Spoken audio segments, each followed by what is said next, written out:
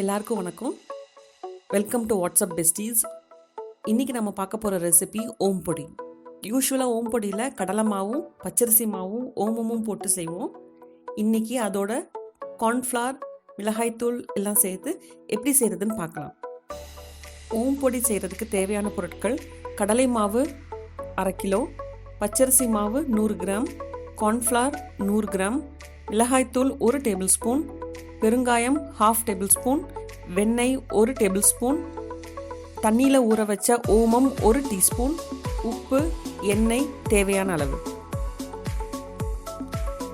ஒரு பவுல் எடுத்துக்கலாம்.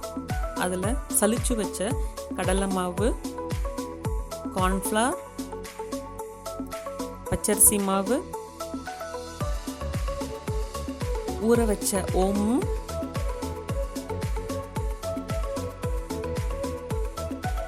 பெருங்காயம், வெண்ணெய், மிளகாய்த்தூள்,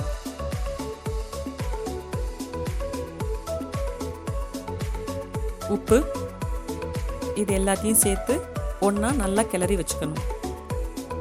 அது கூட தண்ணி ஆட் பண்ணி நம்ம மாவை நல்லா பிசைஞ்சிக்கலாம். தேவையான அளவுக்கு தண்ணியை நம்ம எக்ஸ்ட்ரா ஆட் பண்ணிக்கணும். அது நல்லா ஒரு லூஸான மாவாக வர அளவுக்கு நம்ம பிசைஞ்சு வச்சுக்கணும். அப்போ தான் பிழியும் போது ஈஸியாக வரும். ஓமப்பொடி பிழிகிற கட்டை இருந்ததுன்னா அதில் நம்ம எண்ணெய் தடவி வச்சுக்கலாம். அது கூட இந்த மாவு நம்ம கொஞ்சம் கொஞ்சமாக ஆட் பண்ணிக்கணும். நிறைய மாவை ஆட் பண்ண வேண்டாம், பிழிகிறதுக்கு கஷ்டமாக இருக்கும். ஒரு 3/4 அளவுக்கு மட்டும் நம்ம மாவை ஃபில் பண்ணிவிட்டு அதை பிழிஞ்சு விட்டுக்கலாம். ஒரு கடாயில் எண்ணெய் ஊற்றி சூடானதும் அதை லோ ஃப்ளேமில் வச்சுட்டு நம்ம ஓம்பொடியை பிழிஞ்சு விடணும். நல்லா பபிள்ஸ் வரும். அது கொஞ்சம் பபிள்ஸ் அடங்கினதுக்கப்புறமா கொஞ்சம் திருப்பி விட்டுக்கலாம். நம்ம நல்லா அந்த பபிள்ஸ் எல்லாம் அடங்கினோன்னு நம்ம ஓமப்பொடியை வெளியே எடுத்துடலாம். இப்போ ரெடியாக இருக்குது. பாருங்கள் ஓம்பொடி எவ்வளோ நல்லா வந்திருக்குன்னு. இதில் நான் மஞ்சத்தூள் போடலை. உங்களுக்கு வேணும்னா நீங்கள் போட்டுக்கலாம். கார்ன்ஃப்ளவர் மாவு ஆப்ஷனல் தான். உங்கள்கிட்ட இல்லைன்னா நீங்கள் அதை போடலைனாலும் ஒன்றும் பிரச்சனை இல்லை. ஆனால் மிளகாய்த்தூள் ஆட் பண்ணுறதுனால உங்களுக்கு டேஸ்ட்டு நல்லாயிருக்கும். யூஸ்வலாக ஓம்பொடியில் கடலை மாவோட டேஸ்ட்டு தான் ரொம்ப டாமினேட் பண்ணும்.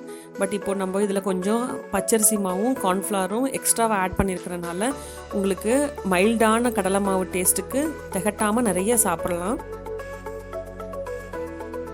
இதில் நீங்கள் கருவேப்பிலையும் பூண்டையும் ஆயிலில் ஃப்ரை பண்ணி போட்டிங்கன்னா பார்க்குறதுக்கும் அழகாக இருக்கும், ஃப்ளேவரும் நல்லாயிருக்கும்.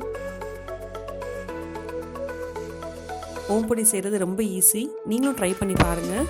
தேங்க்ஸ் ஃபார் வாட்சிங். இந்த வீடியோ உங்களுக்கு பிடிச்சிருந்ததுன்னா லைக் பண்ணுங்கள், ஷேர் பண்ணுங்கள், சப்ஸ்கிரைப் பண்ணுங்கள்.